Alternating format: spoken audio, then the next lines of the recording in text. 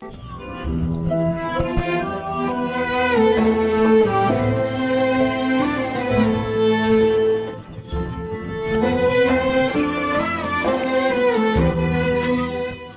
سے پہلے ہے کہ معتکف جو ہے وہ جماع کو ترک کرے گا، اور احتیاط واجب کیا ہے کہ لمس اور تقبیل، ٹچ کرنا اور بوسہ لینا شہوت کے ساتھ، اس کو بھی کیا کرے گا، ترک کرے گا۔ لیکن یہ روایات اہل بیت المسلم یہ چیز موجود ہے کہ معتکف جماع جو ہے وہ نہیں کرے گا، اور اس میں اضافہ کیا کہ جماع کے علاوہ بیوی سے ایسی ملاقات کرنا کہ جس میں شہوت کا کیا ایشو ہو، بوس و کنار ملاقات، یہ ساری چیزوں سے بھی کیا کرے گا، وہ دور رہے گا۔ اگلا جو مسئلہ ہے استمناء، کہ استمناء جو ہے وہ نہیں، اس کو ترک کرے گا، اس کے ساتھ ہی ساری احتیاطیں لازم لگائی ہے۔ تیسری جو چیز ہے کہ خوشبو کو سونگھنا، خوشبو کے سونگھنے کو یہ ترک کرے گا۔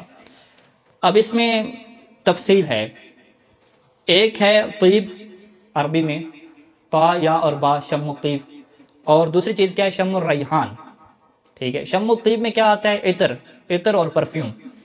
عطر اور پرفیوم کو سونگھنا یہ اعتکاف کو باطل کر لیتا ہے، یہ مطلقاً، چاہے انسان سونگھے چیک کرنے کے لیے کہ اس کی خوشبو کیسی ہے، یا جو ہے وہ سونگھے اس کو کیا کہتے ہیں، لذت لینے کے لیے، یعنی آپ کہتے ہیں جی بڑی زبردست خوشبو ہے میں سونگھتا ہوں، تو اس میں کیا ہوتا ہے کہ ایک آپ اچھا احساس لے رہے ہوتے ہیں، جسے عربی میں کیا کہتے ہیں، مع التلذذ، یعنی نیت کیا ہے، تلذذ کی ہے کہ آپ اچھا فیل کرنے کے لیے سونگھ رہے ہیں۔ تو خوشبو کو سونگھنا جو ہے وہ اعتکاف کو باطل کر دیتا ہے، چاہے جو ہے وہ لذت کے لیے ہو، چیک کرنے کے لیے ہو، یا کسی اور مقصد سے ہو، ٹھیک ہے جی۔ اور دوسرے نمبر پہ جو شم الریحان ہے، ریحان کی کیا تعریف کی کہ کل نبت طیب الرائحۃ، ہر وہ جڑی بوٹی کہ جس کی خوشبو کیا ہوتی ہے، اچھی ہوتی ہے، اس کو سونگھنے سے اعتکاف باطل ہوگا یا نہیں ہوگا؟ معتکف کے لیے اس سے بچنا ضروری ہے، ضروری نہیں ہے؟ تو وہاں پہ جیسا کہ روایات میں مقید کیا گیا کہ اگر وہ تلذذ کی خاطر سونگھیں گے تو پھر اعتکاف کیا ہوگا، باطل ہوگا۔ اگر لذت اٹھانے کی نیت نہیں ہے اور ویسے سونگھ رہے ہیں تو اس سے اعتکاف باطل نہیں ہوگا۔ لہٰذا ہم کیا کہتے ہیں کہ خوشبو کی دو قسمیں ہیں، پہلی خوشبو عطر اور پرفیوم، اور دوسری خوشبو جڑی بوٹیوں کی۔ عطر اور پرفیوم میں تو مطلقاً سونگھنا کیا ہے، ممنوع ہے، چاہے لذت کی خاطر ہو یا بغیر لذت کے ہو۔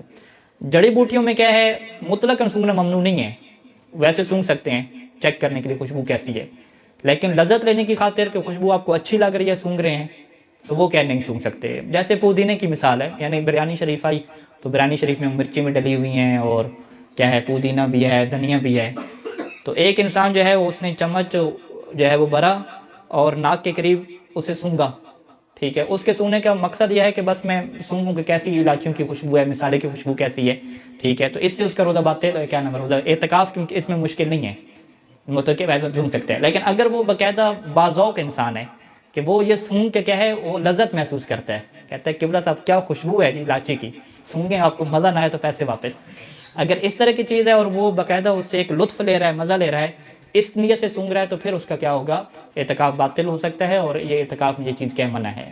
تو لہٰذا جڑی بوٹی سونگنے میں کیا ایشو نہیں ہے۔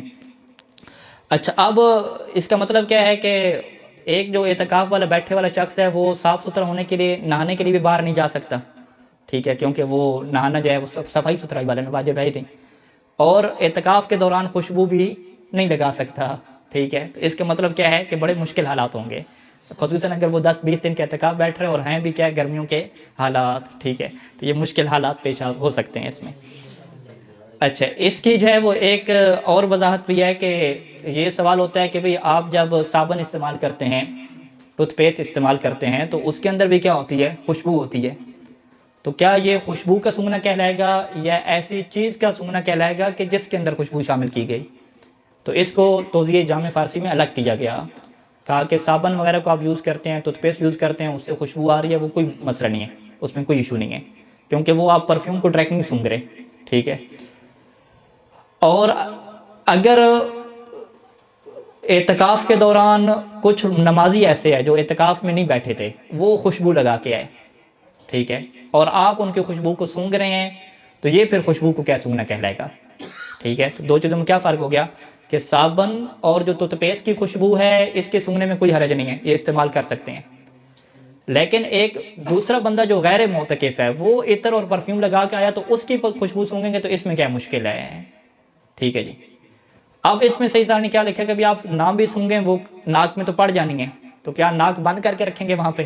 ٹھیک ہے، کہتے ہیں نہیں، ناک بند کر کے رکھنا ضروری نہیں ہے، بس وہ خود بخود آ رہی ہے ناک تک تو آتی رہے، آپ جو ہے وہ ارادہ نہ کریں کہ میں جو ہے وہ سونگ رہا ہوں، ٹھیک ہے جی، باقاعدہ اس کے قریب جائیں اور قبلہ صاحب کو کہیں کہ تھوڑا اپنا چہرے مبارک قریب کریں، کون سی عطر لگایا داڑھی پہ، کیا بات ہے، اس طرح کی جو ہے وہ نظام نہیں چلے گا۔ دور سے آپ بیٹھے ہیں، آپ کو خوشبو آ رہی ہے تو اس میں کیا کوئی مشکل نہیں ہے، اس میں باقاعدہ آپ اپنے ناک کو تیار کریں سونگنے کے لیے، یہ والے نظام نہیں چلنا چاہیے۔ تو یہ آگے کتنی چیزیں ہوں گی؟ 3 چیزیں ہوں گی، جماع، استمناء، اور تیسری چیز خوشبو کو ترک کرنا، اور چوتھی چیز کیا ہے؟ خرید و فروخت کو ترک کرنا، بلکہ کوئی بھی تجارت ہے۔ اس کے پھر انشاءاللہ سوال آئیں گے کہ موبائل کے اوپر وہ کاروبار کر رہے ہیں، بیلنس اپنا خرید رہے ہیں، تو یہ ساری چیزیں کیا ہیں؟ جائز نہیں ہوں گی، یا موبائل کے اوپر ٹکٹیں کروا رہے ہیں، ٹھیک ہے جی، فلاں ٹکٹیں ہم کر رہے ہیں، اس کی یہ خرید و فروخت کے جتنے بھی معاملات ہوں گے اس کو کیا کرنا ہوگا؟ بند کر کے رکھنا ہوگا۔